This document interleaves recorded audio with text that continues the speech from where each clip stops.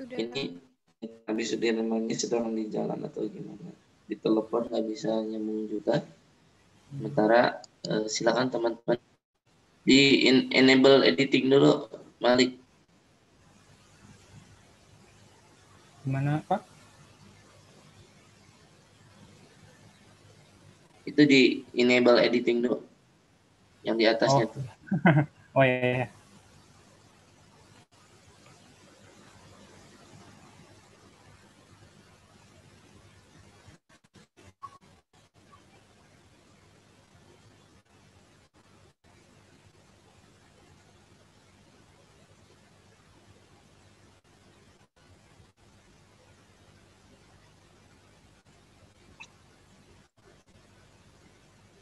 Sudah Pak. Baik.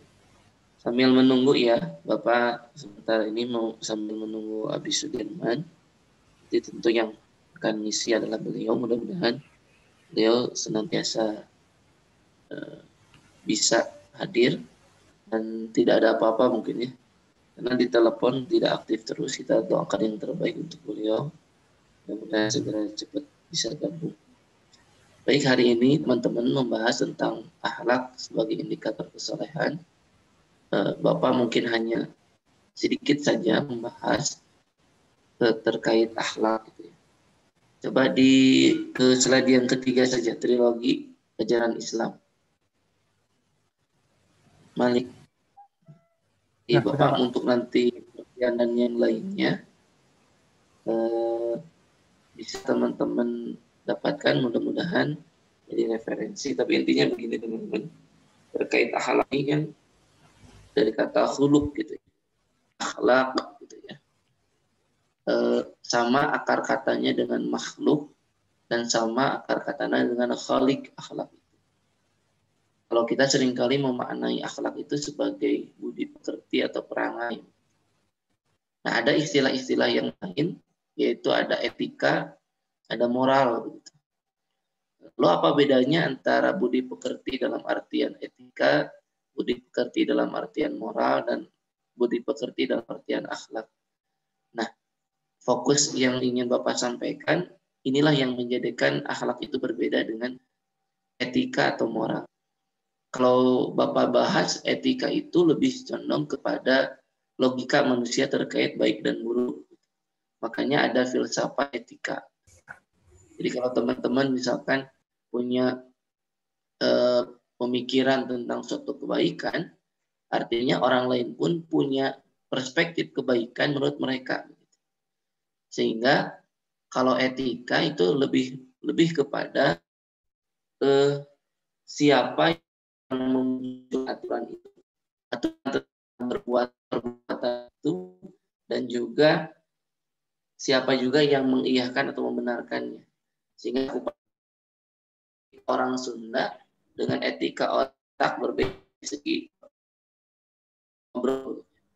Kalau etika orang Sunda kan bahkan di Sunda itu satu bahasa untuk anak kecil, orang dewasa dan seterusnya berbeda. Ketika berbicara tentang makan, ada tuang, ya, ada dahar dan seterusnya. Jadi ada etika khusus.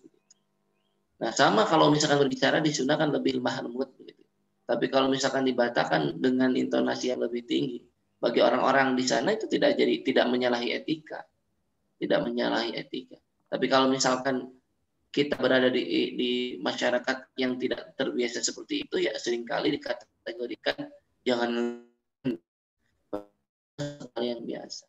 Makanya etika yang memang itu berawal dari akal pikiran manusia terkait baik buruk, lalu akhirnya itu diterima dan terus berulang-ulang digunakan sehingga akhirnya jadi norma atau menjadi aturan yang sudah bermasyarakat atau berbudaya. Nah, tetap kalau etika norma itu terbatas pada wilayah tertentu karena memang tadi siapa yang memahami atau memunculkan pemahaman terkait aturan baik buruk itu dan siapa yang memang menggunakan itu. Nah, kalau akhlak ini yang harus teman-teman pahami berbeda.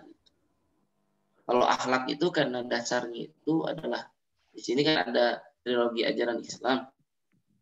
Mohon Malik dikontrol ya. Sudah saya yang saya keluar gitu ya. Mohon diingatkan Malik ya. Halo Malik. Malik. Ya, halo Pak. Suara saya jelas nggak? Ya, jelas Pak. Alhamdulillah jelas. Jadi kalau nanti Sudirman masuk, saya yang keluar begitu ya. Nah, dalam Islam itu ada akidah, ada syariah, ada akhlak. Kalau diibaratkan ketiga aspek ajaran Islam ini adalah satu kesatuan yang utuh, ibarat satu pohon. Digambarkan dalam surah Ibrahim, alam tara Allahumma salam kalimatan tayyibatan kasyajaratin tayyibatin sabitu wa far'uha fis sama. Jadi yang namanya kalimat tauhid itu seperti akar yang kokoh yang menopang tegaknya dahan atau ya dahan dan ranting yang kuat sehingga menghasilkan buah yang indah atau yang baik begitu. Nah, kalau diibaratkan akidah itu adalah syariah itu adalah batang dan akhlak itu adalah buahnya. Namun tentu sekali lagi ketika kita berbicara akhlak terkait baik dan buruk, nanti insya Allah di pertemuan ke berapa gitu Anda akan membahas tentang akhlak di pendidikan agama Islam di mata kuliah di kelas, nanti akan dibahas juga oleh dosen. Nah, nanti perkara baik dan buruk di sini nantinya tolak ukurnya bukan seperti tadi. Kalau baik buruk dalam perspektif manusia itu bisa jadi relatif begitu. Dan memang condongnya itu lebih ke arah baik menurut saya belum tentu menurut Anda. Makanya dalam ayat Al-Quran dikatakan Allah berfirman, sesuatu yang baik menurutmu belum tentu baik menurut Allah. Dan sesuatu yang buruk menurutmu belum tentu buruk menurut Allah. Nah, makanya disinilah yang membedakan akhlak. Nah, kalau akhlak ini fondasinya dan ditopangnya itu oleh akidah dan syariah. Jadi gini teman-teman, kalau berbicara tentang akidah, bab iman, mungkin teman-teman sudah mendapatkan ilmu itu, pemahaman itu. Jadi itu kan artinya yang sering kita pahami tasdiq bil qalbi wa qawlu bil lisan wal af'alu bil arkan. Iman itu dibenarkan dalam hati, diucapkan melalui lisan, di perbuatan.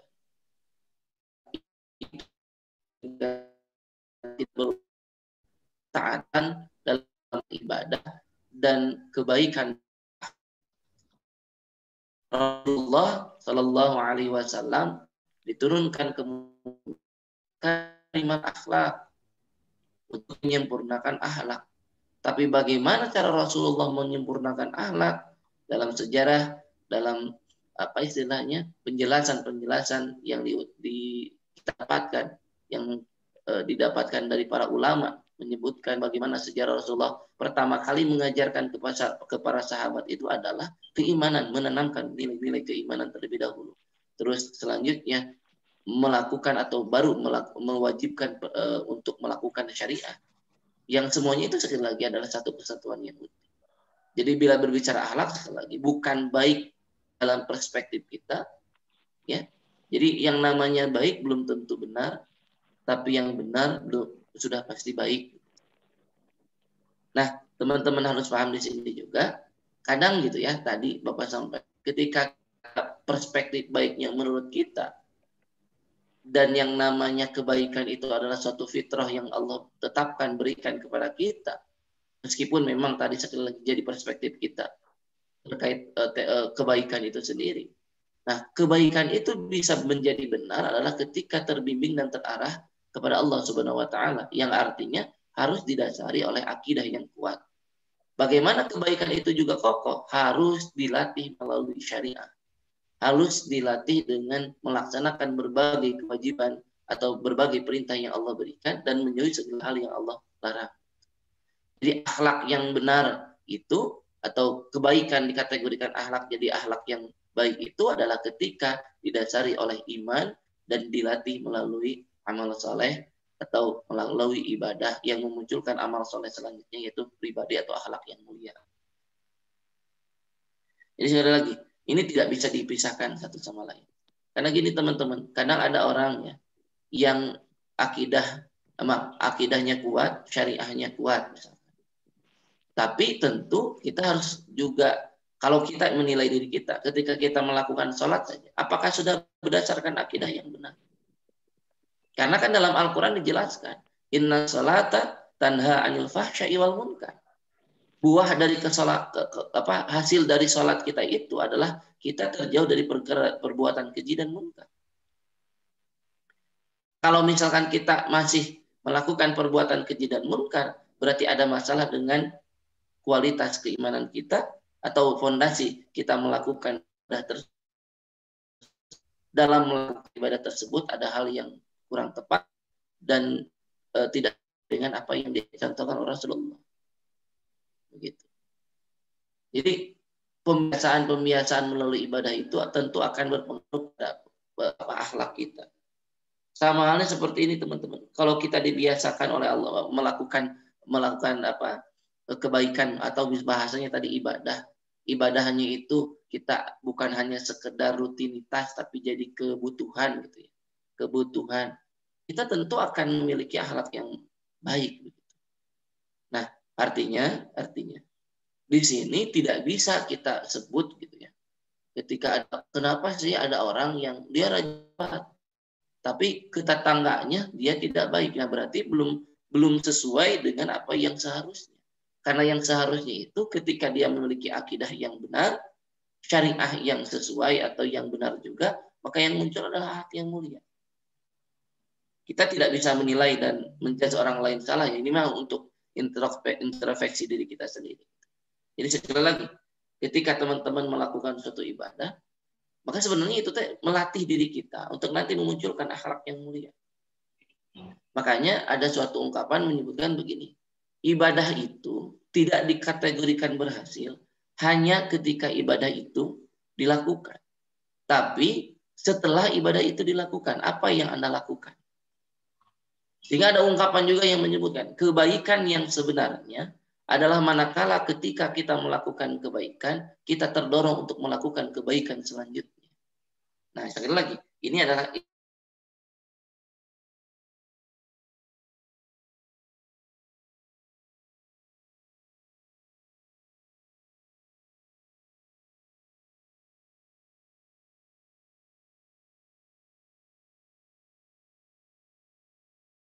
membahasakannya. Oh, saya merasa perspektif diri kita begitu.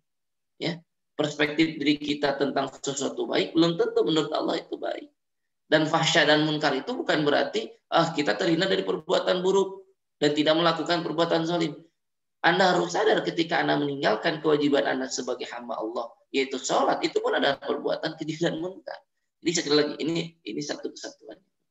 Makanya dalam hadis dijelaskan banyak kaitan antara iman, ibadah dan akhlak gitu, syariah dan akhlak. Contoh misalkan Allah memerintahkan kita untuk membayar zakat fitrah. Tujuannya apa sih? Tujuannya apa sih? Tujuannya adalah ketika kita mampu merasa atau memunculkan rasa empati dalam diri kita. Yang itu merupakan bagian dari akhlak. Yang ketika kita memposisikan diri kita sebagai sama seperti orang yang membutuhkan. Lalu kita membantu mereka. Dan akhirnya di situ muncul silaturahim yang bukan hanya sekedar kenal saja, tapi lebih dari itu ada ikatan batin satu sama lain karena saling menolong, saling merasakan kesusahan orang lain. Nah, ini akhlak juga yang dilatih. Dalam puasa pun dibelajarkan kita untuk menjadi pribadi yang jujur. Dan puasa itu yang namanya puasa, kata Allah dalam hadis qudsi, as-saumu li wa ana ajzabi. Puasa itu adalah untuk dan aku yang menentukan berapa ganjaran pahala untuk orang yang berpuasa. Dan yang namanya puasa itu termasuk ibadah syirriyah, ibadah yang rahasia. Artinya keberhasilan atau kebenaran kita puasa atau tidak, itu hanya kita dan Allah yang tahu. Sehingga kita bila mana misalkan kita ngaku di hadapan orang lain, saya puasa, tapi ketika masuk ke warung atau masuk ke kamar Anda godin gitu. Nah, itu kan tidak menjadikan Anda jujur. Ya seharusnya puasa itu menjadikan Anda pribadi yang jujur. Tidak membohongi orang lain, tidak membohongi diri sendiri. Nah, jadi akidah syariah dan akhlak itu adalah satu kesatuan yang tidak bisa dilepaskan. Maka jadi tolak ukur sekarang. Kenapa ya saya masih kesal ke teman saya? Ada masalah di salat saya. Ada masalah dengan keimanan saya. Begitu. Kalau misalkan saya sudah rajin sholat, tapi kenapa ya kalau melihat ada orang yang mendapatkan sesuatu saya masih iri, maka ada masalah juga yang harus kita perbaiki begitu maksud saya. Harus diperbaiki sehingga nanti kalau orang-orang yang hatinya atau ibadahnya itu sudah berdasarkan iman yang kuat dan dilakukan dengan tata cara yang sesuai dengan apa yang diperintahkan oleh agama, memunculkan akhlak yang mulia. Belum masuk Malik, habis masuk Belum terlihat, Pak. Malik. Belum masuk. Halo? Saya lanjutkan. Ya, belum. Jadi gini, saya lanjutkan kisah seorang sahabat Rasul, lupa lagi namanya. Ketika dia senantiasa melewati mau ke masjid gitu ya, mau sholat, mau ngambil apa, mau sholat, kan dia ahli surga gitu. Lalu dia selanjutnya ketika dia lewat kata ahli surga, lewat lagi dia ahli surga. Ya. Lalu ketika itu ada seorang sahabat namanya Amr bin As penasaran, kok bisa orang seperti dia mendapatkan titel ahli surga? Lalu dia melakukan penelitian, riset gitu ya. Ke sahabat tersebut, dia membuat suatu alasan yang alasan itu bisa diterima oleh yang bersangkutan untuk dia bisa tidur atau menginap di rumahnya untuk apa? Untuk mengamati apa sih ibadah yang dia lakukan. Dilihat begitu, ternyata biasa-biasa saja. Salat sunatnya tidak istimewa. Salat wajib ya pasti karena berjamaah, di rumahnya biasa-biasa saja. Sampai akhirnya hari ketiga dia penasaran, kesel gitu ya. Kesel, kenapa sih kamu dikategorikan masuk Rasul? Kata dia, ibadah biasa saja. Apa yang istimewa? Ternyata setelah diselidiki, dia itu tidak memiliki sifat dengki. Ketika ada orang lain menghina, mencerca, menzalimi, dia tidak ada perasaan dengki. Ketika ada orang lain memiliki sesuatu yang dia ingin miliki atau dia tidak miliki, tidak merasa iri. Sehingga ternyata kualitas akhlak yang memang dilatih atau menjadi buah amal ibadah yang tadi secara berkualitas karena didasari iman yang kuat itu yang menjadikan dia memiliki akhlak yang mulia dan akhirnya mendapatkan titel surga. Nah ini teman-teman sekali lagi, mudah-mudahan sekali lagi bukan berarti kita dengan pembahasan ini menilai orang lain dengan apa kualitas orang lain begitu ya. Keimanan dan kualitas amal solehnya bukan. Tapi ketika ada orang misalkan melakukan amal soleh, ya kita tiru. Dan jangan Anda melihat orang yang tidak melakukan amal soleh, Anda menjadi dia adalah orang yang kurang iman, tidak ibadah, jangan seperti itu. Tapi ini lebih kepada kita. Makanya nanti kalau di buku itu pembahasan akhlak itu masuknya ke ranah tasawuf. Artinya bagaimana kita bertakarrub benar-benar kepada Allah Subhanahu wa taala. Di next, Malik, silakan Kang Malik. Ya.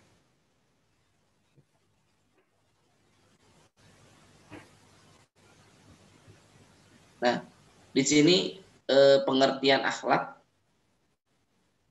merupakan jamak dari kata apa namanya ini? Sebentar. Dari kata huluk berarti budi pekerti atau tabiat. Atau juga dikategorikan menurut Ibnu Maskawih gerakan jiwa yang mendorong ke arah melakukan perbuatan dengan tidak melibatkan pikiran, jadi spontanitas. Sama halnya seperti yang disampaikan oleh Al-Ghazali begitu ya. Jadi kata Al-Ghazali, suatu sifat yang tetap pada jiwa daripadanya timbul perbuatan dengan mudah dengan tidak membutuhkan pikiran. Jadi artinya spontanitas, tidak terencanakan, bukan tidak direncanakan, maksudnya apa ya? Refleks gitu. Refleks. Jadi misalkan teman-teman kalau sudah jadi akhlak itu, sholat berjamaah ke masjid itu, ketika mendengar azan itu tidak ada keluh kesah, tidak ada ini dulu itu dulu. Jadi badan itu atau fisik kita itu langsung tergerak untuk mengambil air wudhu dan pergi ke masjid. Kalau teman-teman sudah terbiasa menjadi akhlak begitu ya, minum dengan tangan kanan lalu duduk begitu. Nah, tanpa kita sadar gitu, ambilnya gelas itu dengan tangan kanan, lalu kita dalam posisi duduk lalu minum, itu sebenarnya adalah akhlak. Bukan berarti tanpa difikirkan, ya, dan bukan berarti itu tidak berpikir, tetap berpikir. Maksudnya tidak dalam, jadi tidak menimbang-nimbang dulu lah akhlak itu dalam melakukan kebaikan. Kalau sudah jadi akhlak mau melihat orang lain sesuatu, kasih nggak ya, kasih nggak ya, nggak gitu. Jadi langsung dia membutuhkan, langsung dikasih. Nah, mudah-mudahan memang kita semuanya ketika melakukan amal soleh sudah jadi akhlak. Nah, ini yang memang harus dipahami. Jadi di sini juga ilmu yang menjelaskan arti baik dan buruk dan menerangkan apa yang seharusnya dituju oleh perbuatan manusia. Terus di sini juga ada penjelasan akidah syariah dan akhlak merupakan kesatuan yang integral, tidak bisa terpisahkan dalam kepribadian seorang mukmin muslim. Jadi sekali lagi, akhlak ini fondasinya adalah iman dan amal dan syariah. Dilatihnya melalui ibadah syariah. Dan gini teman-teman, kenapa Allah menyebutkan dalam Al-Quran tadi dalam surat Ibrahim itu ada keterkaitan antara akidah akhlak, akidah ibadah atau syariah dan akhlak itu? Karena tadi di syariah itu kita dibelajarkan, dibiasakan. Sama halnya nih, sekarang teman-teman ada refleksi amaliyah kesolehan. Menjadikan teman-teman jadi riya, bukan. Itu mah ada pilihan teman-teman, wallahu a'lam ya. Bukan menjadikan teman-teman ingin dinilai atau jadi tidak ikhlas, itu mah urusan teman-teman dengan Allah. Tapi kita punya kewajiban bagaimana caranya kita mampu membuat suatu kondisi yang kondisi itu walaupun awalnya kita terpaksa jadi terbiasa. Karena yang terbiasa itulah yang akan akhirnya menjadi akhlak. Kan ini ada ungkapan, apa yang kamu lihat, apa yang kamu dengar, itu akan berpengaruh kepada apa yang kau pikirkan. Apa yang kau pikirkan akan berpengaruh kepada apa yang kau lakukan. Apa yang sering kau lakukan akan menentukan karakter apa yang kau miliki. Jadi ketika teman-teman misalkan terbiasa tadarus, dibiasakan sekarang tadarus. Awalnya sulit tapi terus Anda sering membaca Al-Quran, berkumpul dengan orang-orang saleh. Maka ketika itu yang masuk ke pikiran Anda, yang masuk ke pemahaman Anda adalah hal-hal yang positif. Ketika hal yang positif itu masuk dalam diri Anda, maka akan muncul dorongan-dorongan untuk melakukan kebaikan-kebaikan, terinspirasi dari kebaikan yang sebelumnya. Lalu akhirnya Anda akan terbiasa untuk melakukan kebaikan. Makanya tadi, kebaikan yang sebenarnya adalah kebaikan yang mendorong Anda untuk melakukan kebaikan selanjutnya. Jadi mudah-mudahan teman-teman paham. Bukan berarti teman-teman dipaksa dan seterusnya, itu jadi pilihan memang dalam sebenarnya ya, apakah memang terpaksa atau ikhlas dan seterusnya, itu pilihan diri. Kita tidak menilai, harapkan adalah masuk saya pribadi. Yuk kita sama-sama membiasakan diri kita dengan amal saleh, dengan memperbanyak ibadah, sehingga nanti perangai atau akhlak yang kita miliki pun bisa memberikan bukan hanya ini atas menurut baik itu belum tentu. Kalau dalam itu akan pahami oleh semua orang itu baik. Next.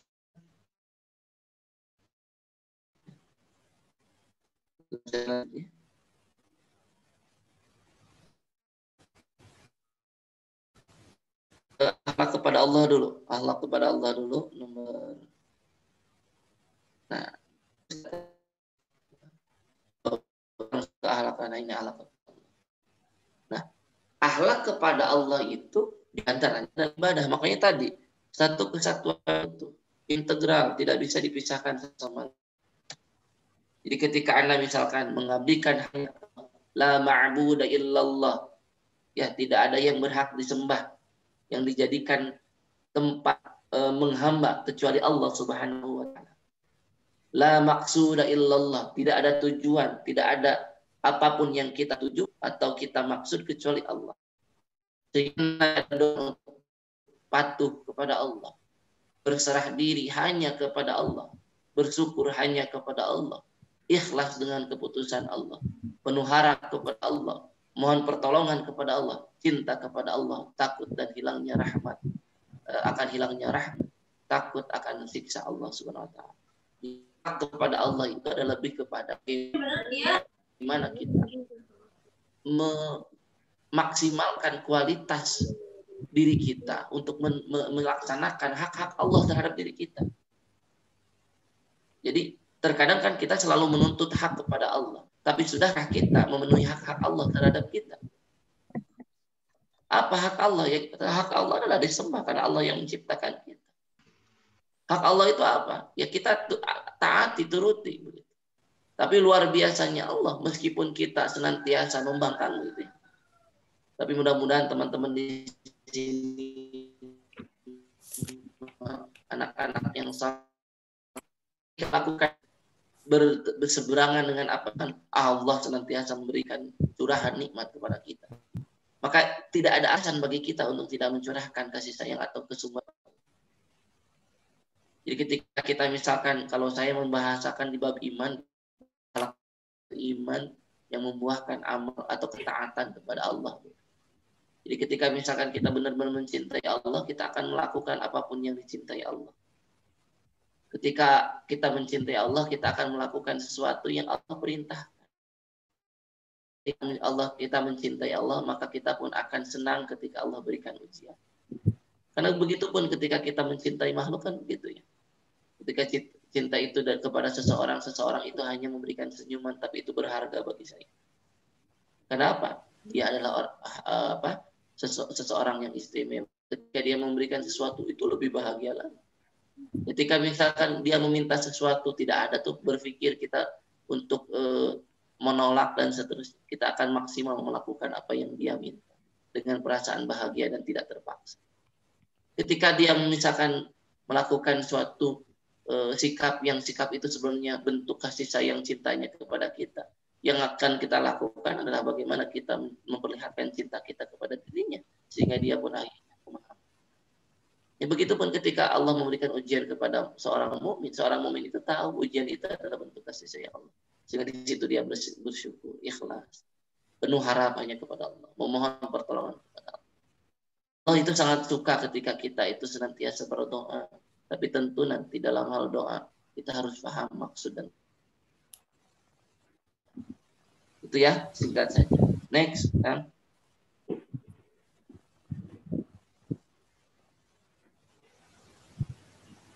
Belum ya? Kepada Rasul atau gimana Pak?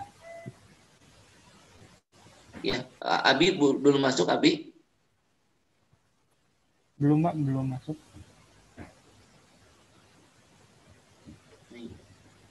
Selanjutnya akhlak kepada Rasul. Ya tadi di antara kita mencintai apa yang dicintai Allah itu adalah ketika kita mencintai Rasul. Sebenarnya ketika kita berbicara Rasul banyak malunya gitu tuh ya. Apakah memang kita sudah ikhlas beriman kepada Rasul? Benar-benar enggak syahadat kita itu dibacakan dengan kesungguhan hati. Karena kalau berbicara syahadat itu ada loyalitas, ada kecintaan gitu. Ketika kita menyatakan wa asyhadu anna Muhammadar Rasulullah, kita itu benar-benar menjadikan Muhammad sebagai panutan, Nabi Muhammad sebagai sosok makhluk yang suci yang memang itu harus kita ikuti. Kata Al-Quran kan apapun yang disampaikan oleh Rasulullah, wa ma atakumur rasulu fakhuduhu, ambil. Apakah kita sudah mengambil apapun yang Allah yang Rasulnya berikan kepada kita? Wa ma nahakum anhu fantahu, dan apapun yang Rasulullah larang maka kita harusnya jauhi. Nah, tapi memang sekali lagi kalau kita bicarakan aspek keimanan, syariah dan akhlak itu selalu berkaitan. Ketika kita berbicara akhlak kepada Rasul pun, kita akan membahas tentang bagaimana kualitas ibadah kita. Apakah kita melakukan perkara-perkara yang disunnahkan oleh Rasul. Bentuk ketaatan kepada Rasul, kecintaan kepada Rasul, menghidupkan sunnahnya. Sudahkah kita lakukan? Setidaknya kita mengingat nggak Rasulullah dalam setiap aktivitas kita. Kalau Rasul makan ketika meninggal pun yang diingat kita. Ummati, ummati, ummati. Bahkan ketika Rasul menghadapi ajalnya, Rasul berdoa kepada Allah, ya Allah jangan kau berikan rasa sakit sakaratul maut ini kepada hamba-hambaku atau umatku, bukan hamba-hamba, umatku. Karena ternyata Rasul pun begitu merasakan sakitnya sakaratul maut. Rasul berharap untuk kita, bukan untuk dirinya.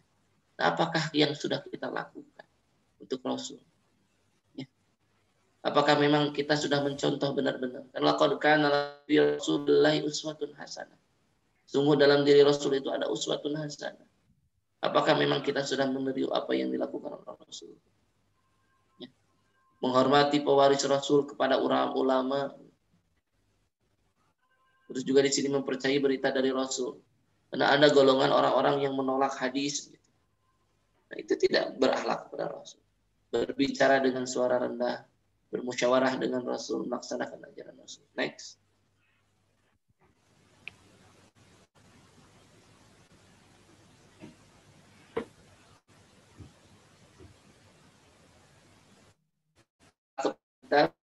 Ya, silakan teman-teman baca. Itu dijelaskan ada membaca dengan khusyuk, mulai bacaan dengan isti'adzah, ta'awud ya. Mulai bacaan bismillah. Terus di sini juga cinta kepada Rasul karena memang kitab ini diturunkan kepada Rasul ya. Jadi bagaimana kita menunjukkan rasa cinta kita kepada Rasul itu akhirnya akan mendorong kita untuk mau berinteraksi dengan Al-Qur'an, dengan kitab-kitab Allah. Tentu bagi kita kitab-kitab terdahulu sudah disempurnakan dalam Al-Quran. Mengikuti kaidah ilmu tajwid artinya teman-teman kan didorong untuk apa? Belajar baca Quran. Isyarat. Kalau teman-teman nggak bisa baca Quran, PPI-nya nggak lulus. Karena apa? Disitulah pembuktian teman-teman sebagai muslim yang memang bisa atau meyakini Al-Quran sebagai benar-benar pedoman. Bukan berarti orang yang tidak bisa baca itu tidak menjadikan Al-Quran sebagai pedoman. Tapi dengan kita membaca, peluang kita memahami menjadi dalam kehidupan kita lebih besar dan akan lebih mudah. Ya, mendengarkan bacaan Al-Quran, membaca dengan bergantian, berdoa setelah selesai baca. Bahkan mengkaji Al-Quran, mengikuti kajian-kajian yang membahas tentang Al-Quran dan Sunnah, itu adalah merupakan akhlak kepada kita. Di next.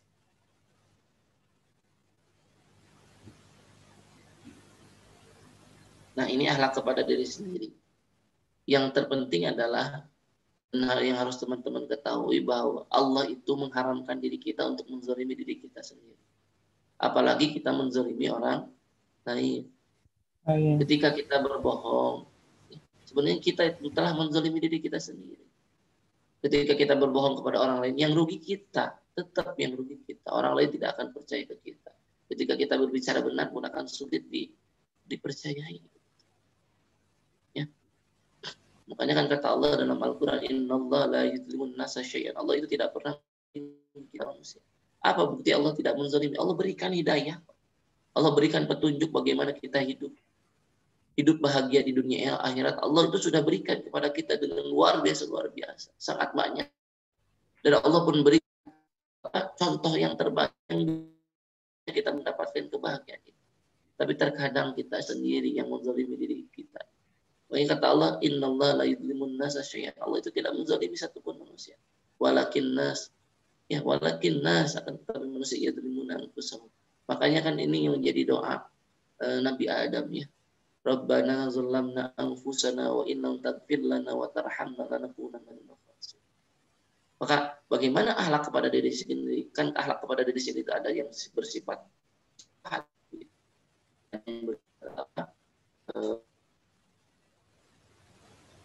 fisik, ya artinya kita harus jaga kesehatan, makan makanan yang teratur, ya, olahraga yang teratur. Itu pun akhlak kepada diri sendiri. Bahkan ketika kita tidak membenci orang lain, itu adalah akhlak kepada diri sendiri. Karena coba bayangkan teman-teman, kalau kita mudah baperan, itu tuh merugikan diri sendiri. Kita mau mikirin orang nggak mikirin kita. Benar nggak? Ribet gitu urusan tuh. Kalau mau urusan seorang tuh beres-beres, ngurus urusan batu. Ya, tidak gibah, tidak apapun apa bahasanya, tidak mencela, menjelek-jelekan orang lain itu.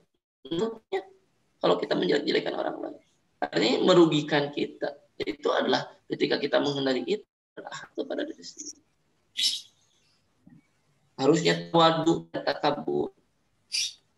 pinter, mencari ilmu, itu pun adalah bagian akhlak kepada diri sendiri. Makanya ini tidak ada maaf.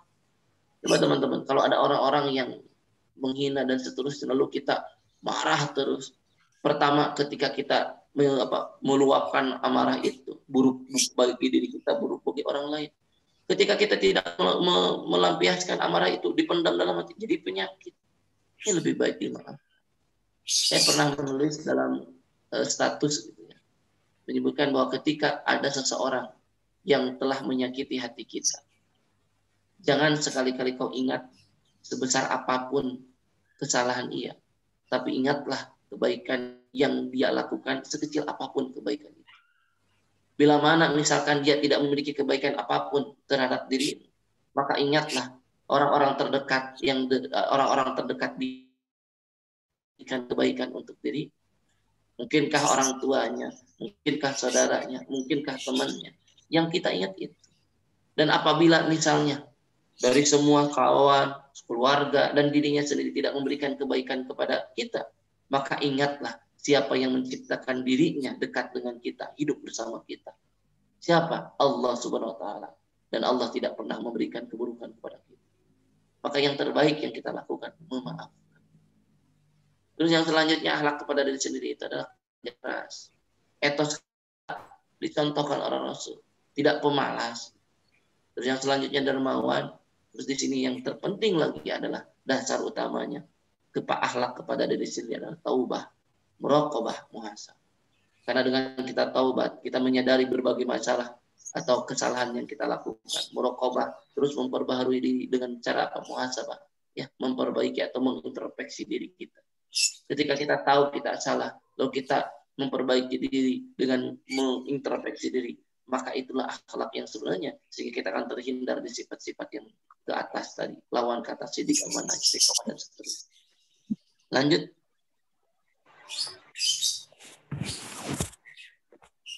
Akhlak kepada orang tua. Kalau kepada orang tua ini adalah hal yang sangat utama setelah kita akhlak kepada Rasul. Bahkan kalau Rasul mengatakan akhlak yang setelah kepada kewajiban kepada Allah, setelah kewajiban kepada Allah itu adalah kepada orang tua. Karena ridallahu fi ridal walidain, suhtullah fi suhtul walidain. Syariat yang kita hadapi hari ini, syariat kita ada di dunia ini. Alasan kenapa kita bisa berada di posisi sekarang ini adalah ada kontribusi dari kedua orang tua kita. Kalaulah kita menyakiti hatinya, kalaulah kita tidak taat kepadanya, maka yang murka, bahkan mungkin saya berpikir mereka tidak murka sebenarnya, karena kasih sayang mereka lebih besar daripada mereka. Tapi yang harus kita ketahui, Allah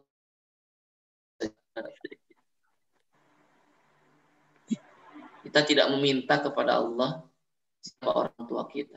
Artinya apa? Allah telah tetapkan dia adalah yang terbaik, menjadi orang tua terbaik untuk diri Anda semua. Dan tidak alasan selain Anda. Ya, tidak ada alasan untuk Anda melakukan hal yang buruk kepada mereka. Makanya dalam Al-Quran, wala taqul lahum uffin, berkata saja tidak boleh. Kalau teringat peristiwa Nabi Ibrahim alaihissalam, yaitu punya ayah yang namanya Ajar.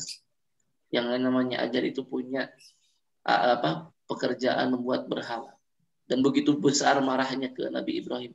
Tapi luar biasanya Ibrahim belum pernah mengeluarkan perkataan yang kasar kepada ayah. Tapi coba kita introspeksi diri kita sendiri. Adalah seorang muslim. Ayah kita merawat atau ibu kita senantiasa menjaga kita. Tapi kenapa dalam lisan kita masih melakukan perkataan atau melafalkan perkataan yang menyakiti hati mereka? Mereka sudah mengurus kita dari kecil sampai dewasa. Tapi pertanyaannya apa yang kita sudah berikan ke mereka? Kita harus memahami bahwa akhlak kepada orang tua itu adalah hal yang sangat-sangat mulia. Apalagi kepada ibu. Kita hamil wahnan ala wahnin wa fisaluh. Rasakan penderitaan. Kalau teman-teman nanti perempuan melahirkan dan laki-laki melahirkan, disitulah luar biasa perjuangan seorang ibu. Kalau sudah saya hanya berdoa saja. teman-teman yang masih ada punya peluang besar untuk mendapatkan ridho Allah, dan ridho Allah itu ada di Allah. Maka ketika teman-teman kuliah dengan maksimal, dengan benar-benar, karena teman-teman harus tahu bagaimana perjuangan mereka. Maka ketika teman-teman kuliahnya benar, itu adalah suatu kebahagiaan yang teman-teman berikan kepada keluarga. Nanti yang kita harus berbicara dengan kata-kata yang mereka tidak diminta pun mereka melakukan itu. Hormat dengan penuh kasih sayang. Kalaulah ada perbedaan sekali-kali, lakukan tindakan-tindakan yang menyakiti hati mereka. Entah berdebat dengan kata yang kasar. Apalagi kalau sudah menutup pintu dengan keras-keras. Jangan itu. Menghubungkan silaturahim. Artinya ketika teman-teman kelak menikah, tetap silaturahim tetap terjaga. Kalaulah misalkan kedua orang tua meminta wasiat, yang wasiat itu masih dalam koridor syariah, jangan sama sekali tidak lakukan. Dan yang terpenting, wasiat yang senantiasa harus kita lakukan adalah apa yang mereka lakukan. Kebaikan apa yang lakukan selama hidup, selama masa hidup, kita pun harus lakukan. Membantu dengan ikhlas. Sedekah terbaik itu adalah kepada orang tua bagi seorang istri, perempuan. Dan kewajiban bagi seorang anak laki-laki adalah untuk menafkahi ibunya, orang tua, terutama ibunya, yang khusus ibunya. Jadi teman-teman perempuan, ketika nanti suami Anda senantiasa memberikan gajinya atau membagi gaji atau menunaikan kewajibannya kepada ibunya, itu adalah merupakan akhlak yang memang diperintahkan Allah dan Rasul. Tidak durhaka kepada. Di next banyak sebenarnya ini ya. Kalau membahas ini nantinya kita sedih ya. Terus akhlak suami istri itu teman-teman nanti akan mengalami ya, suami istri Allah sudah menikah, banyak yang harus teman-teman pelajari, pahami. Tapi yang utamanya ketika nanti Anda sudah berumah tangga, jangan dulu menuntut hak, tapi penuhi kewajiban. Karena ketika misalkan teman-teman memenuhi kewajiban, maka hak teman-teman pun terpenuhi. Makanya bahasa di sini itu saling. Nantinya ketika misalkan ada masalah, saling menenangkan, saling bersabar. Dan yang terpenting adalah bagaimana komunikasi terus terjaga. Itu adalah akhlak suami. Itu saja mungkin ya. Masih ada nggak? Ini karena slide-nya Abi ya. Silakan, masih ada nggak? Udah ya, Malik? Masih banyak. Masih banyak, coba ke bawah lagi. Akhlak kepada Tuhan, Akhlak kepada tetangga, akhlak kepada sesama muslim, sesama muslim ya, sesama muslim. Baik, sesama muslim, menyelenggarakan pemakaman, menjawab bersih, melindungi jiwa dan harta, dan ini tentunya sangat sudah teman-teman dapatkan ya, baik di pembelajaran apapun. Yang namanya seorang muslim itu adalah yang memuliakan tamunya. Man amana minkum billahi wal yaumil akhir. Barang siapa yang beriman kepada Allah dan yaumil akhir, falyukrim dhaifahu. Itu orang-orang yang memuliakan tamunya. Barang siapa yang beriman kepada Allah dan yaumil akhir, mereka itu adalah yang memuliakan tetangga. Terus di dalam Al-Quran dijelaskan bahwa bagaimana ketika kita membantu sesama, in ahsantum li anfusikum wa in asatum falaha. Barang siapa yang menebar suatu kebaikan kepada orang lain, maka kebaikan itu akan kembali lagi kepada dirinya. Dan barang siapa yang menebarkan keburukan kepada orang lain, maka keburukan itu akan kembali kepada dirinya. Makanya di sini kita punya kewajiban. Tapi memang kewajiban yang memang harus kita jadikan akhlak. Itu bagaimana kita senantiasa mendoakan yang terbaik kepada sesama. Minimal ketika sebelum tidur kan dicontohkan oleh Rasulullah. Sebelum tidur itu membaca doa Allahumma gfirlah lil muslimina wal muslimat wal mu'minina wal mu'minat al ahya'i minhum wal amwat innaka hamidun qaribun mujibud da'wat ya qadir hajat. Apalagi ketika mereka bersin, mereka mengucapkan alhamdulillah, segera kita menjawab doanya dengan yarhamukallah dan seterusnya. Ketika kita tahu ada hak-hak orang lain, jangan sekali-kali kita mengambil haknya, dan jangan biarkan ada orang lain yang melanggar atau merebut hak-hak orang lain juga. Bagaimana kita bisa menjaga silaturahim dengan baik? Jangan sekali-kali kita pamer di hadapan mereka. Kepemilikan kita hakikatnya ada apa dalam kepemilikan kita, hakikatnya itu atau sebenarnya itu ada hak mereka. Sehingga ketika kita memamerkan sesuatu yang kita miliki, itu artinya kita sudah mengklaim itu milik kita saja. Sedangkan milik yang ada di milik diri kita itu adalah ada hak orang lain. Sama halnya gini analoginya, teman-teman misalkan kalau makan pisang kan nggak dengan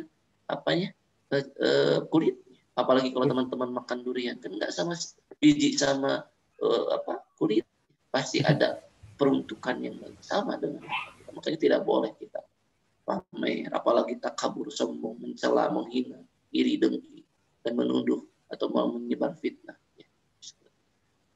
Next, dipercepat saja, ini waktunya sudah habis. Ini akhlak dalam pertemuan. Nanti bagaimana cara terus setelah pertemuan apa? Terus ke atas dulu. Tanaman bintang. Nah, tanaman, binatang. Di dalam Islam itu, makanya tadi kebaikan itu bukan sekedar kebaikan. Kebaikan itu adalah yang dilandasi dengan keimanan, terarah, terfokus hanya kepada Allah. Makanya lihat ketika kita ke hewan, dalam Islam itu diatur bagaimana caranya kita berakhlak ke hewan. Bahkan ke hewan yang akan disembelih ada aturan mainnya.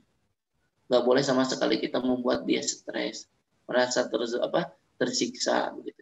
Kalau mau menyembelih, jangan sampai ada kambing misalkan ada 10. Kita menyembelih satu kambing, yang 9 tidak boleh melihat. Bahkan ketika sebelum disembelih berikan pakan yang terbaik, makanan yang terenak bagi mereka, bukan kata kita ya. Kalau kata kita makan enaknya beda lah. Seperti itu. Sampai nanti pas menyembelih pilih pisau yang sangat-sangat tajam, setajam pisau, ya, bukan setajam silet. Jadi sangat-sangat tajam. Karena apa? Supaya memudahkan dan tidak menyakiti. Terus selanjutnya juga banyak ketika berbicara tentang lingkungan, ada hadis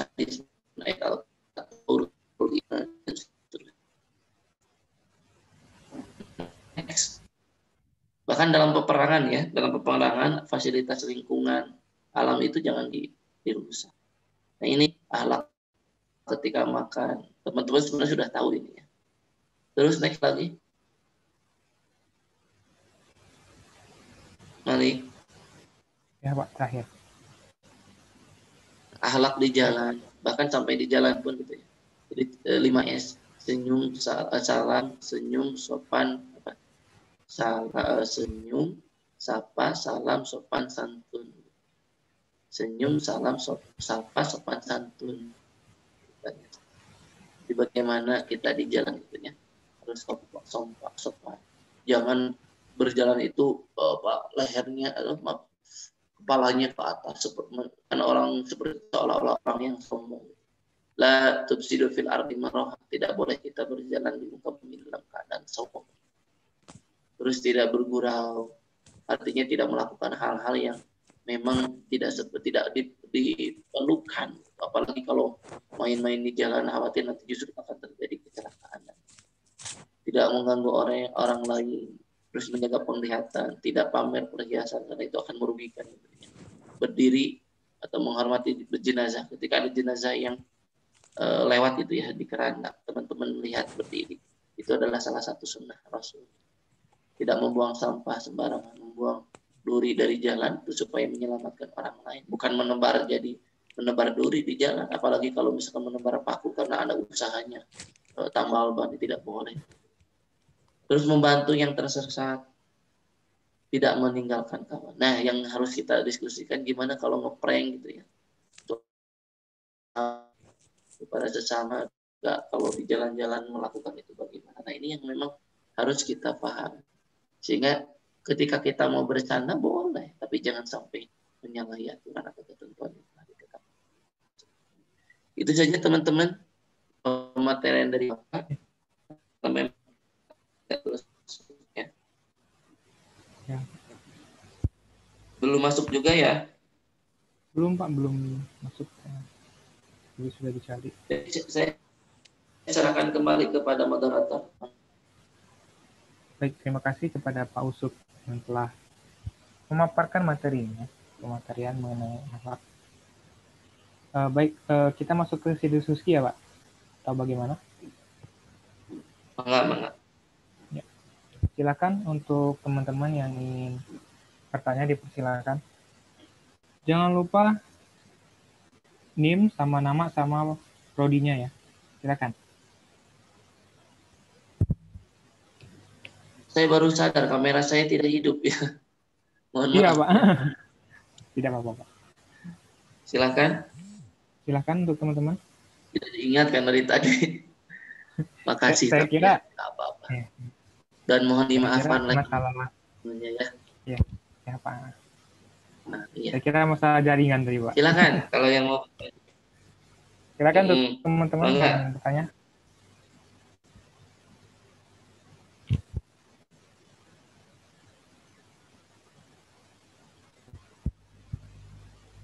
Ada yang ingin ditanyakan? Mangga teman-teman. Tidak ada? Bapak, aku izin bertanya. Ya. Mangga. Untuk Siapa dari Taskia mana? ya? Taskia. Perkenalkan nama saya Tazkia dari PTA B. Sebelumnya saya mau nanya, Pak. Ya. Ya, Mangga. Minta pendapat. Kalau baca Al-Quran itu mending ayatnya sedikit tapi benar, atau banyak tapi sekemampuan kita, Pak. Ya. Langsung saja Pak dijawab langsung. Itu aja. Pertama gini, ketika kita dalam proses belajar ya, Allah tahu kita sudah berusaha, berikhtiar, dan tentu selama kitanya benar-benar maksimal dalam melakukan itu, insya Allah itu mendapatkan pahala ya. Bahkan dalam keterangan satu huruf pun memberikan banyak kebaikan. Nah, sekarang misalkan ketika Pak saya tadarus lebih baik sedikit tapi benar, atau misalkan banyak tapi apa tadi bahasanya sekemampuan kita, ya kalau bahasanya sekemampuan kita juga yang tadi yang sedikit itu, karena kita merasa mampu tidak banyak ya sedikit dulu, jangan memaksakan. Dan yang terpenting bukan banyaknya bacaan tapi kualitas bacaan memang, tapi kualitas bacaan itu bisa ditunjang dengan sering kalinya kita membaca. Misalkan tadi tazkiyah itu Pak saya mah bisanya cuma 1 halaman, nggak apa-apa saya sehalaman. Jangankan baca Quran ya, kalau teman-teman misalkan mau sholat tahajud, kalau sholat wajib ada wajib bahasanya ya, sholat tahajud jangan sekaligus mau 11 rakaat, nantinya teman-teman akan lelah dan akhirnya nanti bosan, nggak akan jadi akhlak. Makanya kata Rasulullah, jangan jadikan ibadahmu sebagai teman bulatmu. Kalau teman-teman by proses, harus dengan proses, jalani proses itu. Tapi tadi dengan kesungguhan hati, dengan niat tulus. Maka nantinya yang tadi tazkiyah itu lebih baik sedikit tapi benar. Nah nantinya kalau sudah terbiasa banyak dan benar, kan itu lebih bagus. Kalau pilihannya tadi bagaimana dengan sekemampuan kita? Ya sekemampuan kita. Dan Allah tidak membebani masalah apapun kepada kita melebihi kemampuan kita. Tapi bukan berarti kita langsung menyerah. Ya, la ta'asu min rahmatillah, ketika kita mandek susah misalkan di tazkiyah belajar, jangan jadi susah, jangan jadi malas, jangan jadi putus asa, tapi terus melakukan usaha. Karena Allah itu menilai juga kan ikhtiar kita. Insya Allah itu terbaik. Jadi latihan terus ya. Gak apa-apa tazkiyah ya. Kalau mau 1 halaman atau satu kaca, 1 halaman begitu. Bukan juga mau per surat pendek untuk melatih. Tapi yang terpenting dawamnya, ya didawamkan gitu. Banyak cara sih untuk bisa kita belajar baca Quran. Itu saja tazkiyah ya. Terima kasih sudah mau bertanya. Mudah-mudahan terjawab tazkiyah. Sudah? Pak, makasih banyak Pak. Saya makasih. Ya. Izin bertanya Pak. Silakan. Mohon maaf udah on cam karena silakan. Ya. Junior. saya mau tanya, teman-teman saya rata-rata banyak yang keluaran pondok gitu Pak, pondok pesantren. Tapi pas sudah lulus gitu, agak apa ya, kayak sekiranya bebas gitu Pak, bebas dari lingkungan yang dulu, apa itu termasuk dari pengaruh lingkungan yang membuat akhlaknya turun atau bagaimana ya Pak, atau ada pengaruh lain? Bagaimana menurut pendapat Bapak? Karena menurut saya tidak pantas gitu kalau lulusan pesantren perilakunya agak melenceng. Terima kasih. Memang kalaupun ada bahasa tidak pantas itu karena mereka lebih banyak belajar gitu ya, junior ya, daripada orang-orang yang tidak menimba ilmu. Tapi bukan berarti orang yang tidak berpesantren itu akhlaknya lebih buruk dengan orang yang berpesantren. Dan Anda pun jangan beranggapan orang-orang yang masuk ke pesantren pun akhlaknya baik semua. Tapi kita tidak menilai mereka gitu. Yang terpenting kita tidak menilai mereka. Tapi tetap kan itu terjadi kegelisahan, kenapa sih seperti itu. Nah benar tadi yang disampaikan oleh Geniar, banyak pengaruhnya. Bisa jadi gini teman-teman, lepas di napodogan gitu. Jadi ketika di pesantren mereka itu merasa terkekang. Nah ini yang merasa terkekang inilah yang menjadi titik awal mereka ketika keluar dari pesantren, jadi lepas semuanya. Sampai lepas hijabnya dan seterusnya. Ada yang seperti itu. Sehingga tadi kata Bapak, harusnya kalau ingin jadi akhlak, bukan hanya sekedar fisik saja yang kita lakukan itu. Makanya kan kalau di pesantren itu ya, tidak sedikit teman-teman yang dari awal sampai akhir terpaksa masuk ke pesantren itu. Karena memang dipaksa sama orang tuanya. Bahkan ada orang tua yang memesantrenkan itu dengan tujuan menjadikan anaknya itu yang tadinya nakal jadi nggak nakal. Jadi salah niat tuh orang tuanya juga sudah mencap anak menakal. Sehingga akhirnya membebani anak. Akhirnya peran itu atau pengaruh itu pun akan mempengaruhi si anak itu. Jadi ketika keluar dari pesantren, dia sebenarnya tidak terlalu bebas, tapi ketika jiwa keinginan untuk lepas dari kekangan itu menemukan hal yang bahayanya kepada hal yang negatif, akhirnya memang jadi bebas. Tapi kita tidak bisa menilai, menjudge orang lain, tapi ini jadi pembelajaran bagi kita. Yang seharusnya memang tidak seperti itu. Kita itu kan manusia itu sangat dipengaruhi oleh lingkungan. Maka kenapa diantaranya kita harus berada atau mengkondisikan diri dalam lingkungan yang baik itu, yang Bapak pahami, maka itu akan mendorong kita juga untuk melakukan kebaikan. So, teman-teman kalau misalkan masuk ke masjid dan nggak ada pikiran yang lainnya, ya kecuali bagi orang yang punya motif tersendiri masuk ke masjid itu mau curi kotak amal, beda lagi itu. Tapi ketika kita yang memang niatnya ingin beribadah ke masjid itu tidak akan ada motivasi lain selain itu, dan minimal tidak ada motivasi untuk melakukan maksiat. Nah lingkungan ini pun yang akan mempengaruhi akhlak. Nah, tapi kita juga bisa mempengaruhi lingkungan. Akhlak yang kita miliki pun bisa mempengaruhi lingkungan. Jadi ketika kita melakukan suatu kebaikan dan kebaikan yang kita lakukan itu, akhlak itu adalah didasari oleh keimanan tadi dengan amal soleh ibadah tadi, maka kita akan istiqomah di dalam dan kita insya Allah akan mempengaruhi. Nah, bagaimana Pak kalau misalkan ya tadi balik lagi ke kasusnya orang-orang seperti itu, bolehkah kita ingatkan? Boleh. Tapi kalau baik apa yang mereka lakukan, kesalahan yang mereka lakukan, tahu alasan mereka melakukan itu. Nah, itu akhlak juga. Gitu ya. Nah, balik lagi ke pertanyaan sekali lagi, kalaulah misalkan tadi orang atau santri dan seperti itu, apakah dipengaruhi oleh lingkungan? Iya. Bahkan kalau Bapak mau ditarik tadi di awal, sebenarnya bisa jadi pengaruh dia di pesantren karena merasa terkekang itulah yang menjadi penyebab kenapa dia ketika keluar dari pesantren merasa terbebas. Dan selanjutnya yang menjadi poin yang ingin Bapak sampaikan, oleh karenanya, makanya ketika kita dalam menghadapi apapun yang kita hadapi saat ini, jangan lepaskan iman, syariah, insya Allah akhlak baik. Dan teman-teman nih, di tutorial terpaksa ya, Setuju atau tidak?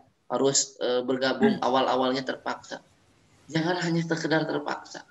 Nantinya akan mengurangi kebermanfaatan ilmu yang teman-teman dapatkan di sini. Tapi walaupun terpaksa niatkan ke Allah, Allah, engkau tahu aku terpaksa ya Allah. Tapi aku berharap semoga apapun yang saya dapatkan itu kali ini bisa memberikan kebaikan untuk saya ke depan ya Allah. Gitu.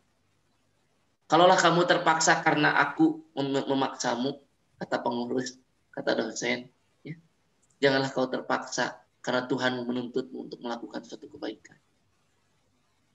Kau terpaksa untuk memberi kepadaku karena aku yang meminta.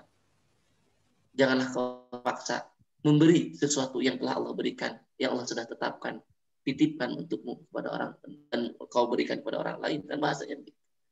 Karena apapun yang kita miliki adalah hakikatnya adalah pemberian Allah. Terima kasih pertanyaannya Yuniar. Ya, mudah-mudahan kita doakan saja. Kalau kita bisa mengingatkan mereka, ingatkan begitu ya. Tapi dengan cara yang baik. Dan sekali lagi, tidak boleh kita langsung menghakimi mereka itu baik, buruk, dan seterusnya. Kalau baik, ambil baiknya. Kalau buruk, kita jadikan pelajaran. Jangan kita melakukan keburukan yang insya Allah kita ada dalam diri kita, pribadi kita, akhlak yang baik Pak, mohon begitu? maaf kalau ada lagi? yang Atau salah. Sudah cukup, Malik? Terima kasih. Ya, terima kasih. Baik. Enggak ada yang salah insya Allah. Dalam proses pembelajaran, enggak ada yang salah. Justru Bapak terima kasih. Teman-teman harus juga bersyukur yang bertanya nih. Karena ketika teman-teman bertanya, sebenarnya teman-teman sharing ilmu, sharing pengalaman. Dan itu nanti kita bahas bersama-sama, dan itu pun ada suatu kebaikan. Tidak ada yang salah ketika kita belajar untuk berbuat baik. Kalaulah ada kesalahan dalam berbuat baik, maka kita jangan berhenti untuk berusaha untuk menjadi lebih baik, insya Allah. Ya, Malik, silakan. Baik, Pak. Terima kasih, Pak. Saya kira sudah cukup, Pak, karena waktunya sudah hampir habis juga. Terima kasih. Bapak ingin tutup sedikit saja. Ya, enggak, Pak. Ya. Pertama, mohon kita doakan yang terbaik untuk Abi Sudirman. Bukan niat beliau tidak bisa masuk. Ya, kita doakan mudah-mudahan beliau senantiasa sehat dan diberikan keberkahan, kasih sayang oleh Allah Subhanahu Wa Taala. Amin. Dan mudah-mudahan kalaupun saya yang menggantikan karena memang kapabilitas ilmu saya jauh dengan beliau, mudah-mudahan apa yang saya sampaikan pun bisa bermanfaat untuk teman-teman. Saya juga berharap berdoa mudah-mudahan dan mohon doakan juga saya untuk bisa istiqomah untuk bisa melakukan kebaikan. Insyaallah teman-teman di sini ada orang-orang Allah yang pilihan yang tentunya memiliki kualitas dan kemampuan untuk terus bisa memperbaiki kualitas diri, insyaallah. Itu saja. Terima kasih. Mohon maaf atas kekurangan dan kekhilafan. Bapak izin live duluan karena sedang kerja sebenarnya, tapi punya tanggung jawab tutorial. Mudah-mudahan semuanya juga terus antusias untuk mengikuti kegiatan tutorial. Bila taufiq wal hidayah. Assalamualaikum warahmatullahi wabarakatuh. Waalaikumsalam. Bapak izin live duluan ya. Terima kasih banyak, Pak. Ya, Pak. Silakan. Terima kasih, Pak. Ya. Baik, alhamdulillahirobbilalamin, teman-teman. Pemateri sudah kita lewati bersama dengan diskusinya juga. Tadi kita nggak buka ya, dan juga mungkin kita juga nggak akan tutup karena kita juga nggak buka kan ya. Jadi terima kasih untuk teman-teman yang telah datang, dan saya sebagai pembawa acara mohon maaf apabila ada kesalahan dalam acara kali ini, baik itu perbuatan atau perkataan saya. Terima kasih teman-teman. Wassalamualaikum warahmatullahi wabarakatuh. Waalaikumsalam warahmatullahi wabarakatuh. Waalaikumsalam warahmatullahi wabarakatuh. Iya, sama-sama. Makasih, Kang. Silakan isi presensinya. Kang. Presentasi out-nya di mana, Kang? Itu ada di chat. Silakan teh. Kang, maaf mau bertanya. Ya. Oh iya, terima kasih, Kang. Iya benar. Saya kan mengisi resume itu di catatan HP. Nggak apa-apa kalau misalkan saya screenshot langsung saya dibentuk ke dalam PDF, nggak apa-apa kan? Ya, nggak apa-apa. Tapi bentuknya PDF ya? Bagus. Ya, baik. Terima kasih, Kang. Kalian ada resume aja. Bebas. Ya, siap. Baik, Kang. Terus format dari nama resume apa? Resume ya? Itu kan sudah diberitahu ya. Jangan lupa. Materinya jadi siapa, Kang? Materinya Pak Usup gitu, Pak Usup Romli. Baik, Nah, Kang. saya nggak tahu ya, itu harus ditaruh sama dengan di kitab Bapak apa lagi? Sudirman atau Pak Usup. Sudirman. Kalau bisa mah dua-duanya bisa. Nggak apa-apa tuh gimana Pak? Oh, dimasukin jadi 2 nama, Pak Supriyadi sama Pak Usup. Nah, sebentar. Bagaimana? Sudirman, salah. Salah, Pak. Ya sudah, Kang, dua-duanya saja ya, Kang. Garis miring gitu, Kang. Iya, nggak apa-apa lah. Boleh. Terima kasih, Kang. Izin live. Ya, sip. Kang, Terima kasih Kang. Wassalamualaikum. Izin live. Ya. Kang,